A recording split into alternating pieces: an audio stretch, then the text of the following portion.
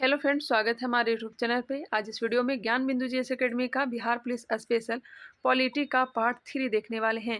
Part 1 और 2 हमने करवा दिया था, जिसमें 1 से लेकर के 200 क्वेश्चन कंप्लीट करवाया था। आज इस वीडियो में 200 से लेकर के 300 क्वेश्चन को देखने वाले हैं।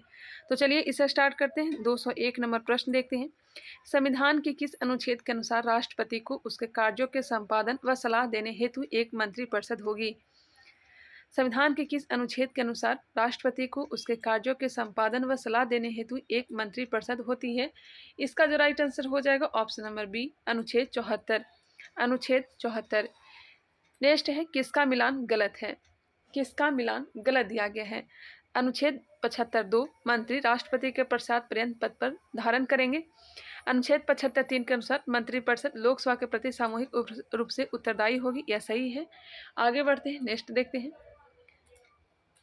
ऑप्शन नंबर सी है, अनुच्छेद 75(4) में राष्ट्रपति की पदावधि, यह गलत है। ऑप्शन नंबर सी जो हो जाएगा इसका राइट आंसर हो जाएगा। अनुच्छेद 75(5) मंत्रिपरिषद के सदस्य की सदस्यता का होना। नेक्स्ट क्वेश्चन है, 51वां संविधान संशोधन यह बताता है कि मंत्रिमंडल में कुल मंत्रियों की संख्या प्रधानमंत्री को सम्मिलित करते हुए लोकसभा के सदस्यों की कुल संख्या की कितना प्रतिशत से अधिक नहीं होगी? एक बार फिर से क्वेश्चन देखते हैं, क्वेश्चन लंबा है। 51वां संविधान संशोधन यह बताता है कि मंत्रिमंडल में कुल मंत्रियों की संख्या प्रधानमंत्री को सम्मिलित करते हुए लोकसभा के सदस्यों की कुल संख्या की कितने प्रतिशत से अधिक नहीं होगी? यह अधिक नहीं होगी 15%। Option number C. किस सदन के सदस्यों द्वारा बहुमत से अविश्वास प्रस्ताव होने पर मंत्रिपरिषद को त्यागपत्र देना पड़ेगा? किस सदन के सदस्यों द्वारा बहुमत से अविश्वास प्रस्ताव होने पर मंत्रिपरिषद को त्यागपत्र देना पड़ेगा? इसका राइट आंसर हो जाएगा ऑप्शन नंबर ए, लोकसभा के। जो आंसर इसमें दिया गया है मैं वही आप लोग को आंसर बता रही हूँ, आप लोग कमेंट करके बताइएगा कोई क्वेश्चन में मिस्टेक होता है तो। मंत्रिपरिषद में निम्नलिखित में से कौन शामिल नहीं होते हैं? मंत्रिपरिषद में निम्नलिखित में से कौन शामिल नहीं होते हैं?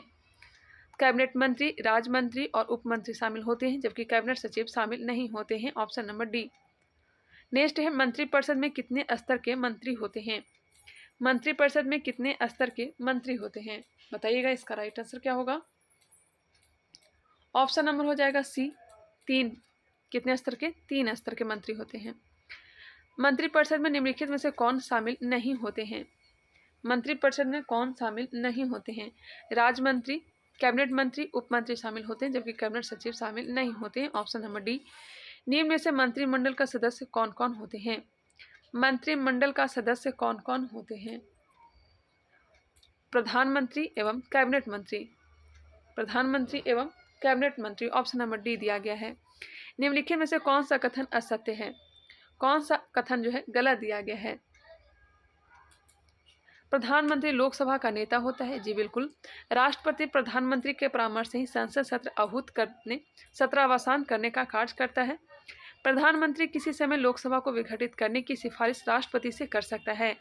ऑप्शन नंबर डी है, राष्ट्रपति सभापटल पर सरकार की नीतियों को घोषणा करता है। इसका जो राइट आंसर हो जाएगा ऑप्शन नंबर डी, जो कि गलत दिया गया है। नेक्स्ट क्वेश्चन है, किसकी अध्यक्षता प्रधानमंत्री नहीं करते हैं? किसकी अध्यक्षता प्रधानमंत्री नहीं करते हैं? बताइएगा, इसका राइट आंसर क्या होगा? नीति आयोग की अध्यक्षता प्रधानमंत्री करते हैं। अंतर्राज्यीय एवं क्षेत्रीय परिषद। ऑप्शन नंबर बी इसका राइट आंसर हो जाएगा।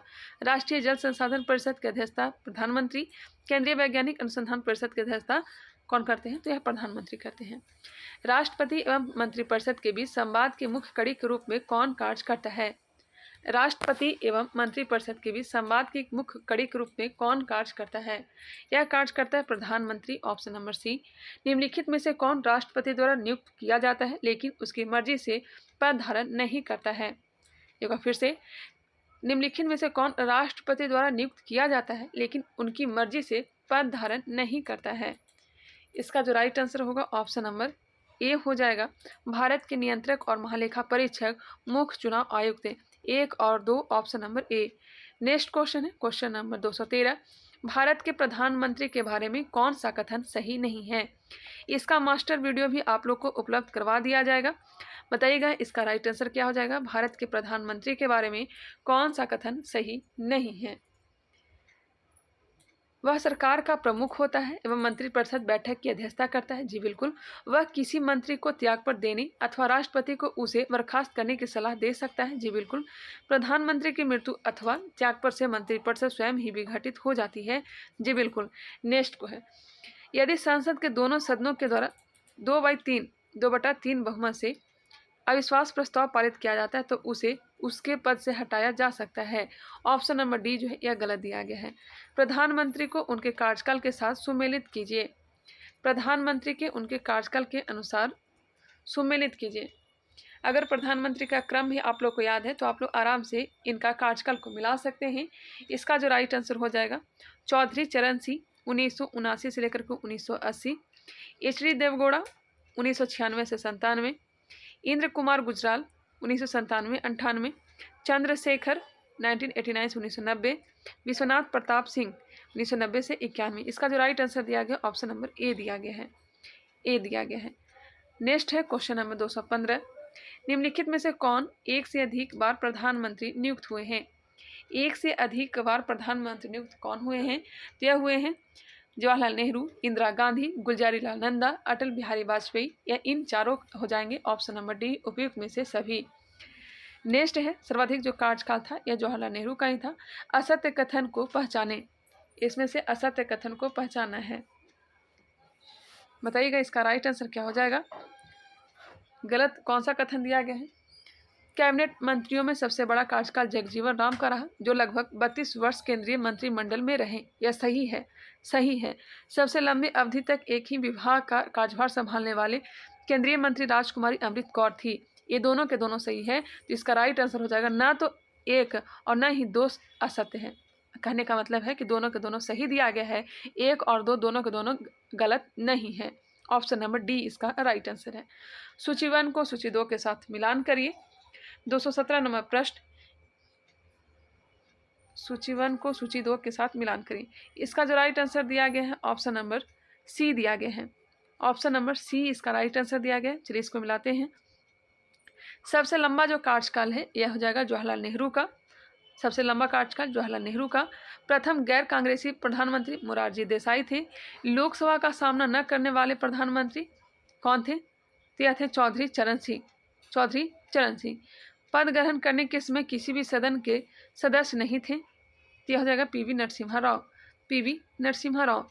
नेक्स्ट है पद ग्रहण करते समय विधानसभा का सदस्य कौन थे? तो यह थे एच.डी. देवगौड़ा। एक बार फिर से मिलाते हैं।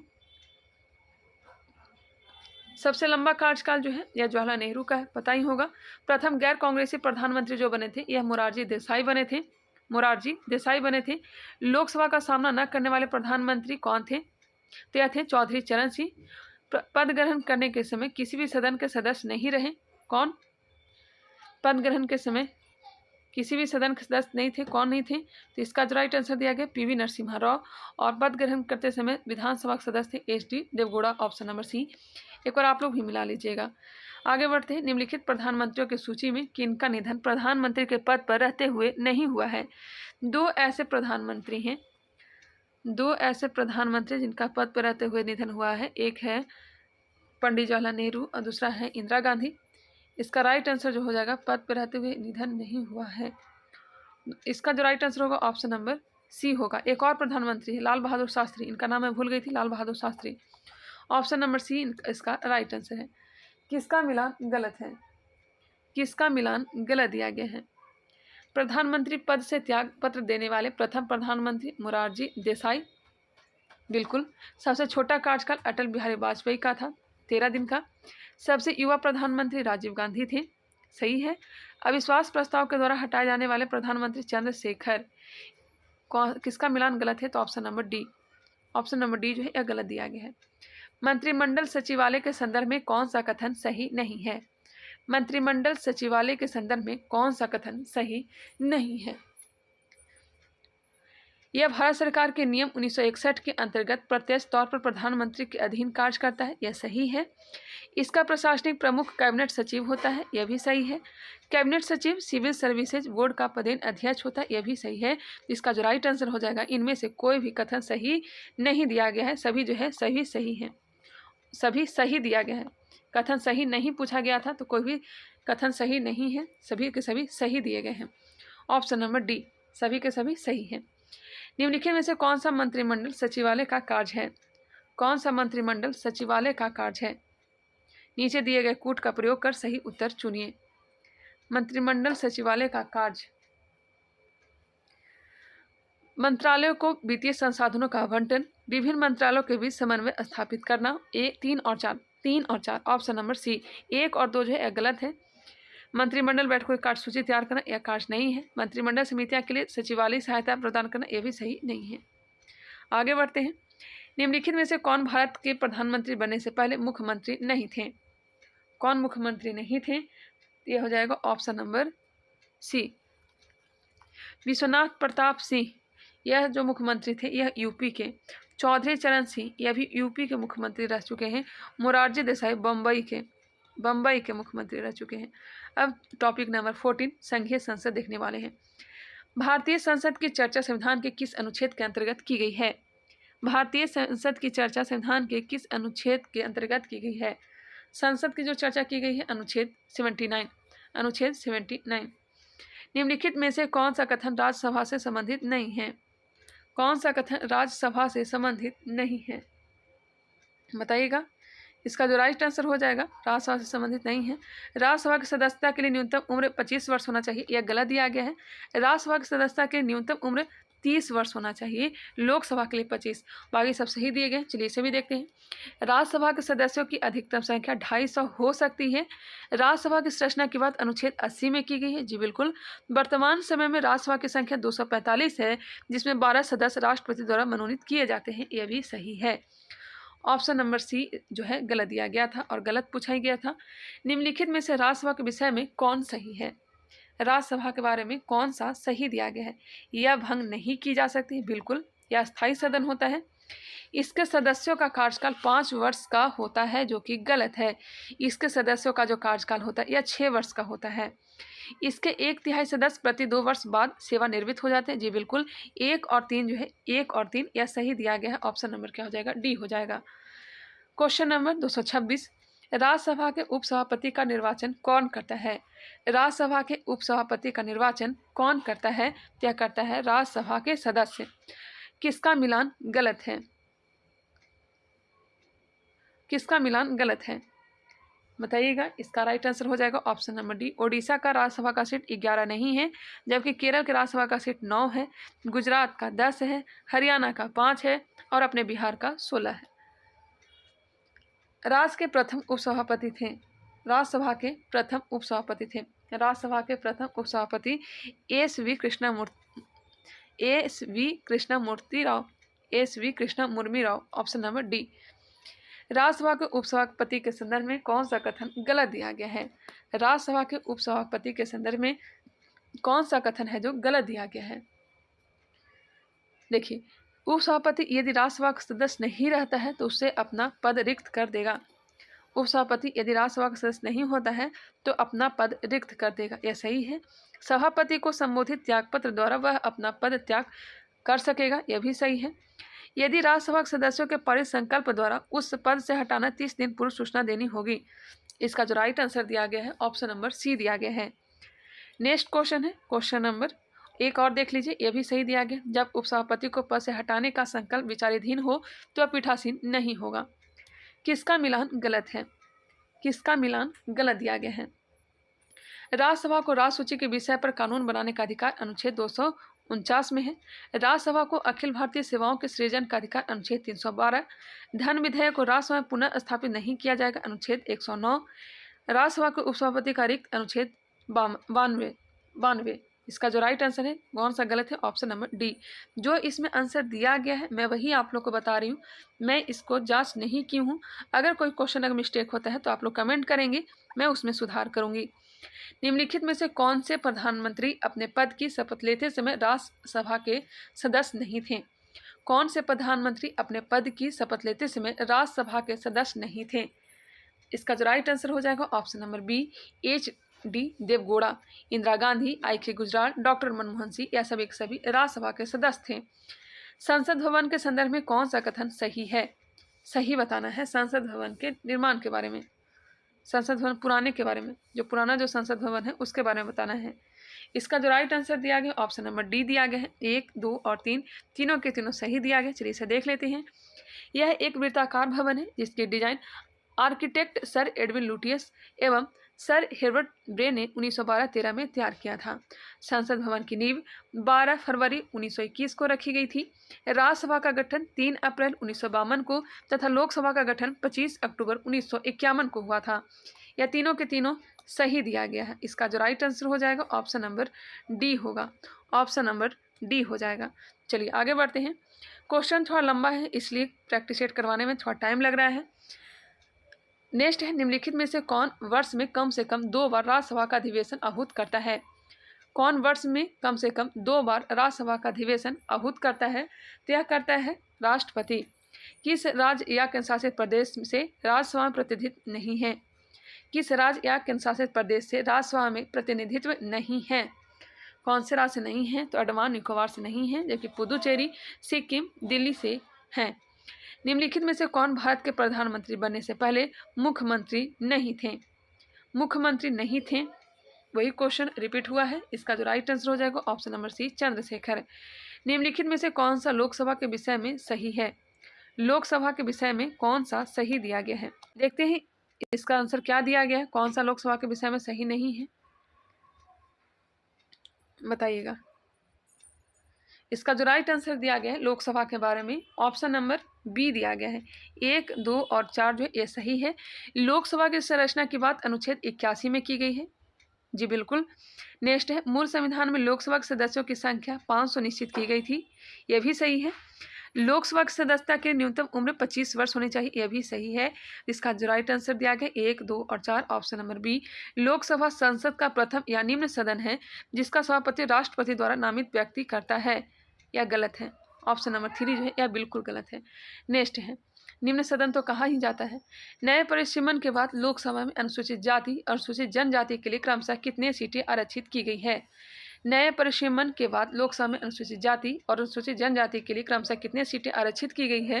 तो अनुसूचित जाति के लिए 84 और अनुसूचित जनजाति के लिए एसटी के लिए 47, एससी के लिए 84 और एसटी के लिए 47।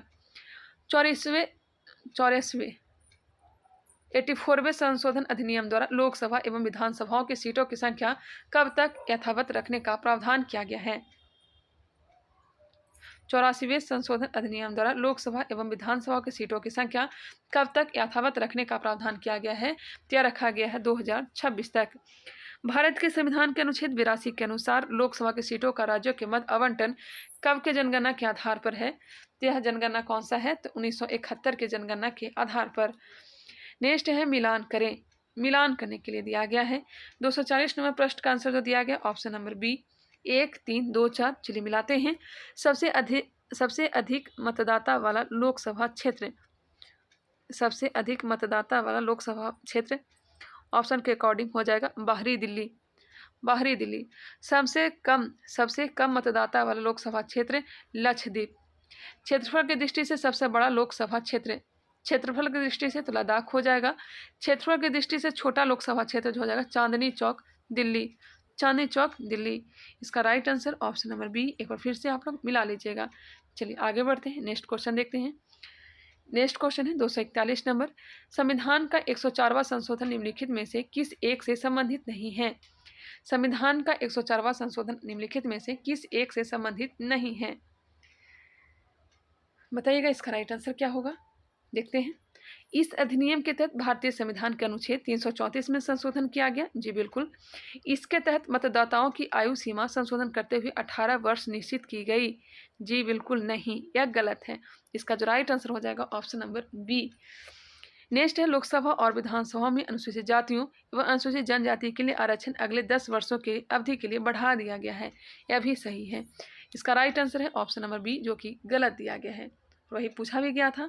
नेक्स्ट है, अब तक कितनी बार राष्ट्रपति द्वारा लोकसभा को समय से पूर्व भंग कर दिया गया है? अब से कितनी बार राष्ट्रपति द्वारा लोकसभा को समय से पूर्व भंग कर दिया गया है? तो यह भंग किया गया है कितने बार? तो हो जाएगा 8 बार। ऑप्शन नंबर बी 8 बार। किस वर्ष लोकसभा का कार्यकाल 2 बार एक वर्ष के लिए बढ़ाया गया है? किस वर्ष लोकसभा का कार्यकाल 2 बार एक वर्ष के लिए बढ़ाया गया है? तो इसका जो राइट आंसर दिया गया है ऑप्शन नंबर सी 1976 में। किस अनुच्छेद में यह कहा गया है कि संसद का कार्य हिंदी या अंग्रेजी में किया जाएगा? किस अनुच्छेद में यह कहा गया है कि संसद का कार्य हिंदी या अंग्रेजी में किया जाएगा? तो यह हो जाएगा ऑप्शन नंबर बी अनुच्छेद 348। निम्नलिखित में से कौन सा कथन असत्य दिया गया है?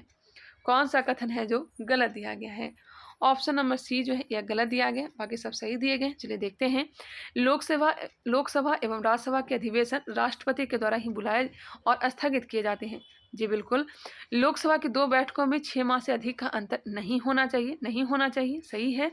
आपातकाल की घोषणा लागू होने पर विधि द्वारा संसद लोकसभा के कार्यकाल में वृद्धि कर सकती है।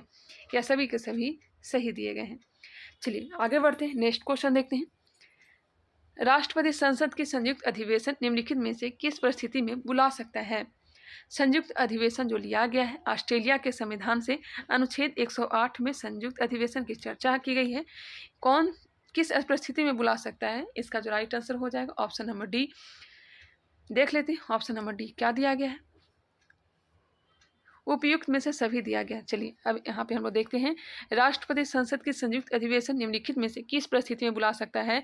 विधेयक एक सदन से पारित होने पर दूसरे सदन द्वारा विधेयक अस्वीकार कर दिया गया है। नेक्स्ट है विधेयक पर किए जाने वाले संशोधनों पर दोनों सदन असहमत हो गया हो, तब संयुक्त अधिवेशन बुलाया जा सकता है। दूसरे सदन को विधेयक प्राप्त होने की तारीख से उसके द्वारा विधेयक पारित किए बिना 6 माह से अधिक समय बीत गया हो। ऑप्शन नंबर डी उपयुक्त में से सभी दिया गया है। किसका मिलान गलत है? किसका मिलान गलत दिया गया है? 247 का जो आंसर दिया गया है ऑप्शन नंबर ए दिया गया है। किसका मिलान सही है? माफ करिएगा, किसका मिलान सही है? तो इसका जो राइट आंसर दिया गया 101, 2, 3 तीनों के तीनों सही दिए गए। 104 जो है गलत है। देखिए संसद के संयुक्त अधिवेशन की जो चर्चा अनुच्छेद 108 में है। अब यहाँ पे देखते हैं। संयुक्त अधिवेशन की अध्यक्षता लोकसभा के अध्यक्ष के द्वारा की जाती है अनुच्छेद 118 के 4 के द्वारा। लोकसभा की गणपूर्ति या कोरम की बात अनुच्छेद 100 के 4 में की गई है। लोकसभा में अध्यक्ष या उपाध्यक्ष का प्रावधान अनुच्छेद 93 में है। नेक्स्ट है इसका right answer option number A दिया गया है। संयुक्त अधिवेशन की समस्त कार्यवाही प्रक्रिया किस सदन के अनुसार होती है? संयुक्त अधिवेशन की समस्त कार्यवाही प्रक्रिया किस सदन के अनुसार होती है? क्या होती है? लोकसभा। लोकसभा में एक दिन में तारांकित प्रश्नों की अधिकतम संख्या कितनी होती है? क्या कितनी होती है? 20। Option number B. Question number 250 निम्नलिखित में से कौन सा कथन सही दिया गया है? कौन सा कथन सही दिया गया है? तो 1 और 2 दोनों सही दिया गया। देखते हैं। धन विधेयक के संबंध में लोकसभा का निर्णय अंतिम होता है। जी बिल्कुल। भारत के संविधान में किसी अविश्वास प्रस्ताव का कोई उल्लेख नहीं है। ये भी सही है। लोकसभा के अध्यक्ष या उपाध्यक्ष को कितने दिन पूर्व सदस्यों के बहुमत से पारित संकल्प द्वारा पद से हटाया जा सकता है? लोकसभा के अध्यक्ष या उपाध्यक्ष को कितने दिन पूर्व सदस्यों के बहुमत से पारित संकल्प द्वारा पद से हटाया जा सकता है? तो इसका राइट आंसर हो जाएगा ऑप्शन नंबर ए 14 हो जाएगा। 14 दिन पूर्व। निम्न में से कौन सा कथन सही दिए गए हैं? 252 नंबर प्रश्न। इसका जो आंसर दिया गया है इनमें से कौन सा कथन सही है? तो इसका जो आंसर दिया गया ऑप्शन नंबर डी उपयुक्त सभी। देखते हैं सभी के सभी सही दिए गए हैं। लोकसभा का प्रोटेम स्पीकर की नियुक्ति राष्ट्रपति द्वारा की जाती है। लोकसभा के प्रोटेम स्पीकर की नियुक्ति राष्ट्रपति द्वारा की जाती है। लोकसभा के अध्यक्ष के रूप में शपथ नहीं लेता है। यह सही है। अध्यक्ष को निर्णायक मत देने का अधिकार अनुच्छेद 100 के 1 देता है। प्रथम लोकसभा उपाध्यक्ष अनुत सेनन होते हैं। ऑप्शन नंबर डी इसका राइट आंसर दिया गया है। चलिए नेक्स्ट क्वेश्चन देखते हैं। निम्नलिखित में से कौन कभी लोकसभा अध्यक्ष के पद पर आसीन नहीं हुए? इसमें मुझे थोड़ा डाउट लगा। लोकसभा का प्रोटेम स्पीकर की नियुक्ति राष्ट्रपति द्वारा की जाती है, इसमें मुझे थोड़ा डाउट लगा है। मैं कंफर्म इसमें नहीं हूँ। नेक्स्ट है निम्नलिखित में से कौन कभी लोकसभा अध्यक्ष के पद पर आसीन नहीं हुए? लोकसभा अध्यक्ष के पद पर आसीन नहीं हुए, कौन नहीं आसीन हुए हैं? इसका जो राइट आंसर दिया गया ऑप्शन नंबर सी के संथानम। जबकि बलराम जाखड़, दुकम सिंह, रवि राय यह सब लोकसभा अध्यक्ष के पद पर आसीन रहे हैं। ऑप्शन नंबर सी इसका राइट आंसर है। लोकसभा अध्यक्ष द्वारा संपादित निम्नलिखित कार्य में कौन सा एक सही नहीं है? लोकसभा अध्यक्ष द्वारा संपादित निम्नलिखित कार्य में कौन सा एक सही नहीं दिया गया है? कौन सा एक नहीं है? लोकसभा अध्यक्ष द्वारा संपादित निम्नलिखित कार्य में कौन सा एक नहीं है? कौन सा एक सही नहीं है? ऑप्शन नंबर डी इसका राइट आंसर हो जाएगा। बाकी सब देखते हैं। संसद व राष्ट्रपति के मध्य होने वाले पत्र व्यवहार करना, कोई विधेयक धन विधेयक है या नहीं इसका निर्णय करना, वह विचाराधीन विधेयक पर बहस रुकवा सकता है, यह सब लोकसभा अध्यक्ष का काम है। आगे बढ़ते हैं। किसी संसद सदस्य की योग्यता अथवा योग्यता से संबंधित प्रश्न पर अंतिम निर्णय लोकसभा अध्यक्ष करता है, यह सही नहीं है। 255 नंबर, रिक्त कथनों पर माफ करिएगा रिक्त कथनों पर विचार करें, निम्न कथनों पर विचार करें और असत्य कथन का चयन करें। गलत कथन कौन सा है? स्थगन प्रस्ताव केवल विपक्षी दल के नेता ला सकता है, यह जो है गलत दिया गया है। यदि कोई संसद सदस्य 60 दिनों तक सदन में अनुपस्थित रहता है तो उसकी सदस्यता समाप्त हो सकती है। बिल्कुल। भूतपूर्व संसद सदस्यों के लिए पेंशन की व्यवस्था 1976 से लागू की गई है, यह भी सही है। अध्यक्ष संसद सदस्यों को अपनी मातृभाषा में सदन को संबोधित करने आज्ञा अनुच्छेद 120 के तहत देता है, यह सब सही है। अब हम लोग देखने वाले हैं टॉपिक नंबर 15, भारत का महान्यायवादी।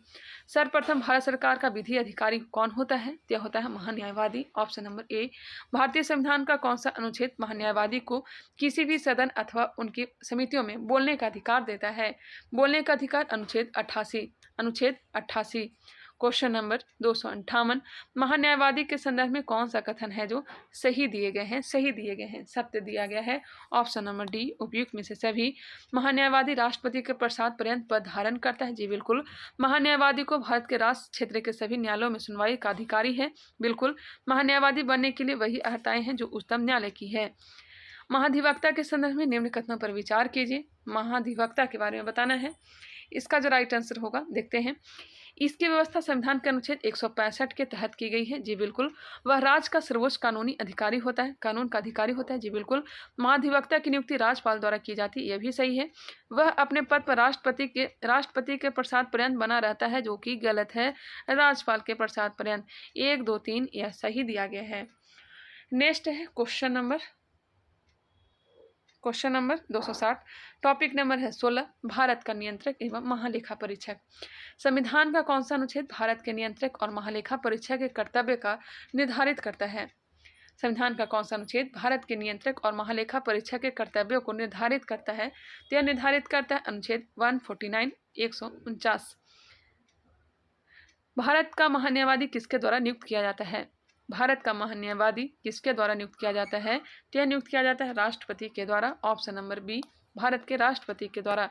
अनुच्छेद 148 से लेकर के 151 तक जो चर्चा है यह नियंत्रक एवं महालेखा परीक्षक के बारे में है। नेक्स्ट क्वेश्चन है, नियंत्रक एवं महालेखा परीक्षक के संदर्भ में सही कथन को चुने। यह सार्वजनिक धन का संरक्षक होता है। जी बिल्कुल। इसकी पदावधि 6 वर्ष या 65 वर्ष तक जो पहले प्राप्त कर ले, यह सही है। इसका वर्णन अनुच्छेद 148 से लेकर 151 तक किया गया है, यह भी सही है। अभी हमने बताया 1, 2, 3 इसका राइट आंसर हो जाएगा। Option number D. Question number 263, निम्नलिखित में से कौन सेवानिवृत्त के पश्चात भारत सरकार के अधीन कोई पद धारण नहीं कर सकता है? कोई पद धारण नहीं कर सकता है भारत का नियंत्रक एवं महालेखा परीक्षक। भारत के नियंत्रक एवं महालेखा परीक्षक कैग के संबंध में निम्नलिखित में से कौन सा कथन सही नहीं है? कौन से कथन सही नहीं दिया गया है? ऑप्शन नंबर सी जो है यह सही नहीं है। बाकी जो सही दिया गया है उसे हम लोग देख लेते हैं। भारत तथा प्रत्येक राज्य एवं प्रत्येक संघ राज्य क्षेत्र की संचित निधि से किए गए सभी व्यय विधि के अधीन हुए इसकी जांच करता है। जी बिल्कुल। कैग से केंद्र सरकार के लेखाओं से संबंधित प्रतिवेदन को राष्ट्रपति को सौंपता है। जी बिल्कुल। कैग को भारत के सर्वोच्च न्यायालय के न्यायाधीश की भांति पद से हटाया जा सकता है, यह भी सही है। भारत का नियंत्रक एवं महालेखा परीक्षक निम्नलिखित का एक मित्र, गाइड एवं मार्गदर्शक होता है। भारत का नियंत्रक एवं महालेखा परीक्षक किसका एक मित्र, गाइड एवं मार्गदर्शक होता है? यह होता है किसका? लोक लेखा समिति का। लोक लेखा समिति की स्थापना 1921 में की गई थी भारत शासन अधिनियम 1919 के द्वारा। इसमें जो टोटल सदस्य होते हैं 22 होते हैं, 15 लोकसभा से होते हैं और 7 राज्यसभा से होते हैं। वही प्राक्कलन समिति की स्थापना कब की गई थी? यह की गई थी 1950 ईस्वी में जॉन मथाई के नेतृत्व में। इसमें टोटल सदस्य 30 होते हैं और 30 के 30 लोकसभा से होते हैं। नेक्स्ट है, कैग राष्ट्रपति को कौन सा प्रतिवेदन सौंपता है? कैग राष्ट्रपति को कौन सा प्रतिवेदन सौंपता है बताइएगा। इसका जो राइट आंसर हो जाएगा ऑप्शन नंबर डी, उपयुक्त में से सभी। विनियोग लेखाओं पर लेखा परीक्षक रिपोर्ट, वित्त लेखाओं पर लोक परीक्षा रिपोर्ट, सरकारी उपक्रम पर लेख परीक्षा रिपोर्ट। ऑप्शन नंबर डी उपयुक्त में से सभी। टॉपिक नंबर 17 है भारत की संचित निधि। भारत के संचित निधि को देखते हैं। 267 नंबर प्रश्न, भारत की संचित निधि के संदर्भ में कौन सा कथन सही दिया गया है? कौन सा कथन है जो सही दिया गया है? इसका जो आंसर दिया गया है ऑप्शन नंबर डी 1, 2 और 3, तीनों के तीनों सही दिए गए हैं। चलिए इससे देखते हैं संचित निधि के बारे में। इसकी चर्चा संविधान के अनुच्छेद 266 में की गई है। जी बिल्कुल, भारत की संसद की अनुमति के बिना भारत की संचित निधि कोई भी धनराशि से नहीं निकाल सकती, यह भी सही है। संचित निधि में से कोई धनराशि संसद द्वारा विनियोग विधेयक पारित करने के पश्चात ही निकाली जा सकती है। जी हाँ, 1, 2, 3 इसका बिल्कुल राइट आंसर हो जाएगा ऑप्शन नंबर डी। किसका मिलान गलत है? किसका मिलान गलत है? संचित निधि, संचित निधि अनुच्छेद 267 यह सही है। आकस्मिक निधि अनुच्छेद 267, विनियोग विधेयक अनुच्छेद 116, वार्षिक वित्तीय विवरण अनुच्छेद 122। वार्षिक वित्तीय विवरण इसका आंसर क्या होगा आप लोग बताइएगा। हालांकि इसका आंसर जो दिया गया है मैं आप लोग बता दूँ, ऑप्शन नंबर सी दिया गया है। लेकिन बजट की जो चर्चा की गई अनुच्छेद 112 में की गई है, ना कि 122 में की गई है। देखिएगा इसका राइट आंसर क्या होगा, बताइएगा आप लोग भी। इसका जो आंसर दिया गया है ऑप्शन नंबर सी ही दिया गया है। भारत की संचित निधि से धन निर्गमन पर किसका नियंत्रण है? भारत की संचित निधि से धन निर्गमन पर किसका नियंत्रण है? यह नियंत्रण है संसद का। भारत की संचित निधि में कहाँ से धन आता है? संचित निधि में जो धन आता है यह आता है भारत सरकार को प्राप्त राजस्व से, भारत सरकार को प्राप्त उधारों से, भारत सरकार को दिए गए ऋणों के भुगतान से। उपयुक्त सभी। ऑप्शन नंबर डी बिल्कुल राइट आंसर है। लेखानुदान और अंतरिम बजट में क्या अंतर है? निम्न कथनों से स्पष्ट कीजिए। लेखानुदान और अंतरिम बजट में क्या अंतर है? निम्न कथनों से स्पष्ट करिए। कौन सा कथन है जो सही दिया गया है? इसका जो राइट आंसर दिया गया है ऑप्शन नंबर 2 दिया गया है। देखते हैं, लेखानुदान केवल सरकार के बजट में व्यय से संबंधित है, जबकि अंतरिम बजट में व्यय और प्राप्तियां दोनों शामिल होते हैं। Option number B. Question number 272, निम्नलिखित में से कौन सा ऐसा एक व्यय भारत की संचित निधि पर भारित नहीं है? कौन सा एक व्यय भारत की संचित निधि पर भारित नहीं है? भारत के महान्यायवादी का वेतन व भत्ते, जबकि भारत के राष्ट्रपति का वेतन और भत्ते संचित निधि से दिया जाता है, भारत के संचित निधि से दिया जाता है। भारत के उच्चतम न्यायालय के न्यायाधीश का वेतन और भत्ते, लोकसभा के अध्यक्ष व वेतन भत्ते। नेक्स्ट क्वेश्चन है, कौन सा विधेयक बजट सत्र में विनियोग विधेयक के साथ साथ पारित किया जाता है? कौन सा विधेयक बजट सत्र में विनियोग विधेयक के साथ साथ पारित किया जाता है? तो यह पारित किया जाता है वित्त विधेयक। Option number C. क्वेश्चन लंबा है इसलिए मैं आराम से चल रही हूँ। अगर आप लोग को बोरिंग लग रहा होगा तो आप लोग फास्ट करके भी वीडियो को देख सकते हैं।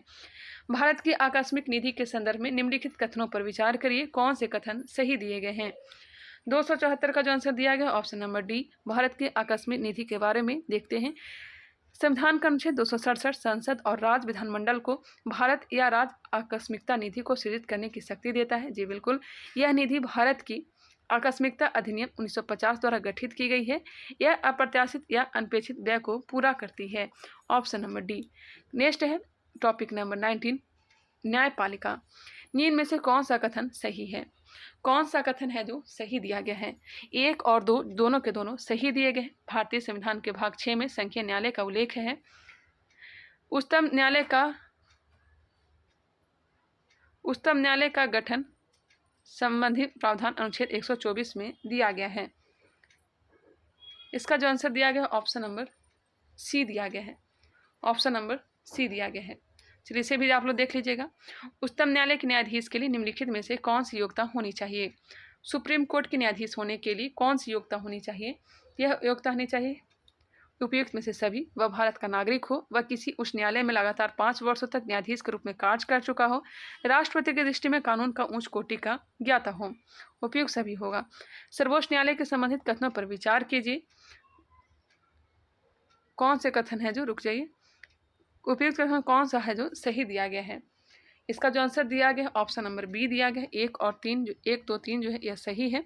देखते हैं, भारत के सर्वोच्च न्यायालय की स्थापना भारत के संविधान के अंतर्गत की गई है। जी बिल्कुल, वर्तमान में सर्वोच्च न्यायालय में एक मुख्य न्यायाधीश तथा 33 अन्य न्यायाधीश हैं। जी बिल्कुल, सर्वोच्च न्यायालय की अस्थायी पीठ नई दिल्ली में है, किंतु भारत के मुख्य न्यायाधीश राष्ट्रपति की पूर्व स्वीकृति लेकर दिल्ली के बाहर बैठक आयोजित कर सकता है। 1, 2, 3 तीनों के तीनों यह सही दिया गया है। Option number C. Option number क्या दिया गया है? 1, 2, 3 option number B. Option number B इसका राइट आंसर है। नेक्स्ट है मिलान करें। सर्वोच्च न्यायालय का क्षेत्राधिकार और अनुच्छेद दिए गए हैं। इसका जो राइट आंसर हो जाएगा ऑप्शन नंबर सी। चलिए मिलाते हैं। परामर्शदात्री क्षेत्राधिकार अनुच्छेद 143, अनुच्छेद 143, अभिलेख न्यायालय अनुच्छेद 129, पुनर्विचार संबंधी क्षेत्राधिकार अनुच्छेद 137, मौलिक अधिकारों का रक्षक अनुच्छेद 32। Option number C. Question number 279, निम्नलिखित में से कौन सा कथन असत्य दिया गया है, गलत दिया गया है? इसका जो राइट आंसर हो जाएगा ऑप्शन नंबर सी। यह जो गलत है, बाकी सब सही दिए गए। चलिए देखते हैं। वाई चंद्रचूड़ सबसे अधिक लंबे समय तक मुख्य न्यायाधीश के पद पर रहे। PIL के समय मुख्य न्यायाधीश PN भगवती थे। यह सही है, बाकी ये जो है गलत दिया गया है। संविधान के निर्वाचन से संबंधित मामले की सुनवाई करने बेंच की संख्या कम से कम 7 होनी चाहिए। देखिए, कोई भी बेंच के लिए कम से कम 5 बेंच होनी चाहिए। भारतीय संविधान का कौन सा अनुच्छेद उच्च न्यायालय के गठन की बात करता है? उच्च न्यायालय के गठन का जो बात करता है अनुच्छेद 214। Option number A. उच्च न्यायालय के न्यायाधीशों की नियुक्ति के लिए राष्ट्रपति किससे परामर्श करता है? उच्च न्यायालय के न्यायाधीशों की नियुक्ति के लिए राष्ट्रपति किससे परामर्श करता है? यह परामर्श करता है सर्वोच्च न्यायालय के मुख्य न्यायाधीश से। सर्वोच्च न्यायालय के मुख्य न्यायाधीश से। निम्नलिखित में से कौन सा युग्म सही सुमेलित नहीं है? उच्च न्यायालय और क्षेत्राधिकार दिया गया है। कौन सा युग्म जो है सही सुमेलित नहीं है? देखिए, बम्बई का जो उच्च न्यायालय है उसका क्षेत्राधिकार महाराष्ट्र, गोवा, दमन और दीव है। महाराष्ट्र, गोवा, दमन और दीव का क्षेत्राधिकार बम्बई हाई कोर्ट। नेक्स्ट है कलकत्ता। कलकत्ता में पश्चिम बंगाल, अंडमान और निकोबार द्वीप समूह का है। यह बिल्कुल सही है। नेक्स्ट है गुवाहाटी, असम, नागालैंड, मिजोरम एवं सिक्किम। यह गलत है। Option number C. Madras high court में जो क्षेत्राधिकार है तमिलनाडु और पुदुचेरी का। पेटेंट और डिजाइन उत्तराधिकार, भूमि प्राप्ति आदि मामलों की सुनवाई उच्च न्यायालय अपने किस क्षेत्राधिकार के अंतर्गत करता है? पेटेंट और डिजाइन उत्तराधिकार, भूमि प्राप्ति आदि मामलों की सुनवाई उच्च न्यायालय अपने किस क्षेत्राधिकार के अंतर्गत करता है? तो यह करता है अपीलीय क्षेत्राधिकार। Option number B. उच्च न्यायालय के न्यायाधीशों से संबंधित प्रश्न पर कौन सा कथन सही नहीं है? उच्च न्यायालय के न्यायाधीशों से संबंधित प्रश्न पर कौन सा कथन सही नहीं है? ऑप्शन नंबर डी, यह सही नहीं है, जबकि बाकी सब सही दिया गया। भारत का नागरिक हो, कम से कम किसी उच्च न्यायालय में लगातार 10 वर्षों तक अधिवक्ता रहा हो, इन्हें राज्यपाल पद की शपथ दिलाता हो, इन्हें राज्यपाल पद की शपथ दिलाते हैं। उच्च न्यायालय के न्यायाधीशों का अवकाश ग्रहण करने की अधिकतम उम्र 65 वर्ष है। यह गलत दिया गया है। नेक्स्ट है सर्वोच्च न्यायालय के बारे में कौन सा कथन सही नहीं है? कौन सा सुप्रीम कोर्ट के बारे में कथन सही नहीं दिया गया है, बताइएगा। यह भारत के नागरिकों की स्वतंत्रता के संरक्षक के रूप में कार्य करता है। जी बिल्कुल। यह संविधान के संरक्षक के रूप में कार्य करता है। जी बिल्कुल, यह भी सही है। आगे है वह राज्य के नीति निर्देश सिद्धांतों के रक्षक के रूप में कार्य करता है, जो कि गलत है। Option number C. इसे राष्ट्रपति तथा उपराष्ट्रपति चुनाव विवाद की छानबीन करने का अधिकार है। जी बिल्कुल, ये भी सही है। ऑप्शन नंबर सी जो है यह गलत दिया गया है। नेक्स्ट क्वेश्चन है मिलान करें। उच्च न्यायालय और स्थापना वर्ष दिए गए हैं। देखिए, इलाहाबाद हाई कोर्ट की जो स्थापना की गई थी, इलाहाबाद हाई कोर्ट की स्थापना की गई थी कब? 1866 में। वही पटना हाई कोर्ट की स्थापना की गई थी 1916 में। दिल्ली हाई कोर्ट की स्थापना 1966 में की गई थी। दिल्ली हाई कोर्ट की स्थापना कब की गई थी? 1966 में की गई थी। इसका जो राइट आंसर हो जाएगा ऑप्शन नंबर डी हो जाएगा। एक और छूट गया। सिक्किम की जो स्थापना हुई थी 1975। सिक्किम हाई कोर्ट की स्थापना 1975 और त्रिपुरा हाई कोर्ट की स्थापना 2013। ऑप्शन नंबर डी इसका बिल्कुल राइट आंसर है। नेक्स्ट क्वेश्चन है क्वेश्चन नंबर 287। इनमें से कहाँ पहली लोक अदालत बैठी थी? पहली लोक अदालत कहाँ बैठी थी, बताइएगा। तो यह बैठी थी Delhi. Option number A. Bharat सरकार के उपभोक्ता संरक्षण अधिनियम कब पारित किया था? भारत सरकार के उपभोक्ता संरक्षण अधिनियम कब पारित किया था? भारत ने उपभोक्ता संरक्षण अधिनियम कब पारित किया था? तो यह पारित किया था कब? तो यह हो जाएगा 1986 में। केंद्रीय प्रशासनिक अधिकरण के संदर्भ में कौन सा कथन सही नहीं है? कौन से कथन है जो सही नहीं दिया गया है? ऑप्शन नंबर ए जो है यह सही नहीं है, बाकी सब सही दिया गया है। उसे देख लेते हैं। इसका प्रावधान अनुच्छेद 323 ए में की गई है। इसका अध्यक्ष उच्च न्यायालय के वर्तमान अथवा सेवानिवृत्त न्यायाधीश होते हैं। इस समय भारत के प्रधानमंत्री राजीव गांधी थे। निम्नलिखित में से कौन गांधी जी के सिद्धांत पर आधारित है? गांधी जी के सिद्धांत पर जो आधारित है यह हो जाएगा लोक अदालत, ऑप्शन नंबर बी। भारत के सर्वोच्च न्यायालय ने किस वर्ष में न्यायाधीशों की नियुक्ति के लिए कॉलेजियम व्यवस्था को अपनाया था? कॉलेजियम व्यवस्था को अपनाया था 1993। संविधान के किस अनुच्छेद के अंतर्गत न्यायालय द्वारा संसद की कार्यवाहियों की जांच करना प्रतिबंधित किया गया है? प्रतिबंधित कर दिया गया है। अंतर्गत न्यायालय द्वारा संसद की कार्यवाहियों की जांच करना प्रतिबंधित कर दिया गया है अनुच्छेद 122 के द्वारा। राज्य की कार्यपालिका टॉपिक नंबर 20। विचार कीजिए भाई, आप लोग विचार करिए कौन सा है जो सही दिया गया है। इसका जो आंसर हो जाएगा ऑप्शन नंबर सी, 1 और 2। राज्यपाल राज्य का कार्यकारी प्रमुख होता है। जी बिल्कुल। संविधान के अनुच्छेद 155 के तहत राज्यपाल की नियुक्ति भारत के राष्ट्रपति के द्वारा की जाती है। यह भी सही है। ऑप्शन नंबर सी, नेक्स्ट 294 संविधान के अनुसार राज्यपाल पद पर नियुक्त होने के लिए क्या अर्हताएं होनी चाहिए? राज्यपाल पद पर नियुक्त होने के लिए अर्हताएं क्या होनी चाहिए? इसका जो राइट आंसर हो जाएगा ऑप्शन नंबर डी, उपयुक्त में से सभी। वह भारत का नागरिक हो, 35 वर्ष की आयु पूरी कर चुका हो, वह किसी राज्य विधानसभा का सदस्य चुने जाने योग्य हो, वह किसी प्रकार के लाभ के पद पर न हो। नेक्स्ट है राज्यपाल के संदर्भ में इनमें से कौन सा कथन सत्य नहीं है, सही नहीं है? राज्यपाल के संदर्भ में कौन सा कथन है जो सही नहीं है? वह मृत्युदंड को क्षमा कर सकता है, यह सही नहीं है। मृत्युदंड को क्षमा राष्ट्रपति ही कर सकता है अनुच्छेद 72 के द्वारा। वह राज्य की विधायिका का अंग होता है। जी बिल्कुल। वह राज्य के उच्च न्यायालय के न्यायाधीशों की नियुक्ति नहीं करता, यह भी सही है, क्योंकि राष्ट्रपति करता है। उसके पास आपातकालीन शक्ति नहीं है, यह भी सही है। निम्नलिखित में से कौन सी किसी राज्य के राज्यपाल को दी गई विवेकाधीन शक्तियां हैं? कौन सी किसी राज्य के राज्यपाल को दी गई विवेकाधीन शक्तियां हैं? सही उत्तर को चुने। इसका जो राइट आंसर हो जाएगा ऑप्शन नंबर बी, 1 और 3। राज्य के राष्ट्रपति को राष्ट्रपति शासन अधिरोपित करने के लिए रिपोर्ट भेजना, राज्य विधानमंडल द्वारा पारित विधेयकों को भारत के राष्ट्रपति के लिए आरक्षित करना। 1 और 3। किसका मिलान गलत है? किसका मिलान गलत है? राज्यपाल का कार्यकाल अनुच्छेद 156। राज्यपाल विधानमंडल का अभिन्न अंग है अनुच्छेद 164। राज्यपाल का शपथ अनुच्छेद 160। ऑप्शन नंबर सी जो है गलत है। राज्यपाल की क्षमादान की शक्ति अनुच्छेद 161। मिलान करें। महत्वपूर्ण अधिकारी और वेतन दिया गया है, बताइएगा। देखिए, राष्ट्रपति का अगर वेतन रहता तो 5 लाख हो जाता। इसका जो राइट आंसर दिया गया है ऑप्शन नंबर ए दिया गया है, 1, 2, 3, 4। चलिए मिलाते हैं। राज्यपाल का जो वेतन होता है 3.5 लाख होता है। राज्यपाल का वेतन 3.5 लाख। सर्वोच्च न्यायालय के मुख्य न्यायाधीश का जो वेतन होता है 2,80,000। सर्वोच्च न्यायालय के मुख्य न्यायाधीश का वेतन 2,80,000। नेक्स्ट है मुख्य चुनाव आयुक्त का जो वेतन है यह है 2.5 लाख, 2,50,000। लोकसभा अध्यक्ष का जो वेतन है यह है 4 लाख। समझ सकते हैं, 4 लाख वेतन मिलता है। नेक्स्ट क्वेश्चन है, मैं सही से गिन लूँ, 4 ही लाख होगा, 40,000 तो हो नहीं सकता। निम्नलिखित में से कौन सा एक राज्यपाल का वित्तीय अधिकार नहीं है? कौन सा एक राज्यपाल का वित्तीय अधिकार नहीं है? ऑप्शन नंबर डी जो है वित्तीय अधिकार नहीं है। राज्यपाल प्रत्येक वित्तीय वर्ष में राज्य विधानमंडल के सम्मुख वार्षिक वित्तीय विवरण प्रस्तुत करता है। जी बिल्कुल।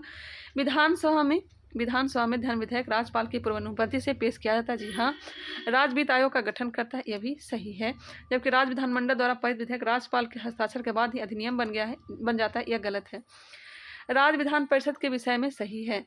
राज्य विधान परिषद के विषय में सही क्या है? लास्ट प्रश्न है आज इस वीडियो का। राज्य विधान परिषद के विषय में सही नहीं है, सही है तो ऑप्शन नंबर डी, 1, 2, 3 तीनों के तीनों सही है। किसी राज्य में विधान परिषद की स्थापना और समाप्ति का प्रावधान अनुच्छेद 169 में की गई है। यह एक अस्थायी सदन तथा इसकी कोई कार्यकाल नहीं होता है। यह राज्य विधानमंडल का उच्च सदन होता है, यह भी सही है। चलिए नेक्स्ट वीडियो में हम लोग 300 से लेकर 400 तक का प्रश्न को कंप्लीट कर लेंगे। मिलते हैं नेक्स्ट वीडियो में। आई होप ये वीडियो आप लोग को पसंद आया होगा। बिल्कुल आराम से मैंने कंप्लीट करवाया है क्योंकि आज मेरे पास भी टाइम था। तो चलिए मिलते हैं नेक्स्ट वीडियो में। अगर आपने हमारे अभी तक चैनल को सब्सक्राइब नहीं किया है तो सब्सक्राइब कर सकते हैं, शेयर करना चाहें तो शेयर भी कर सकते हैं, आपकी इच्छा है। चलिए मिलते हैं नेक्स्ट वीडियो में, तब तक के लिए धन्यवाद।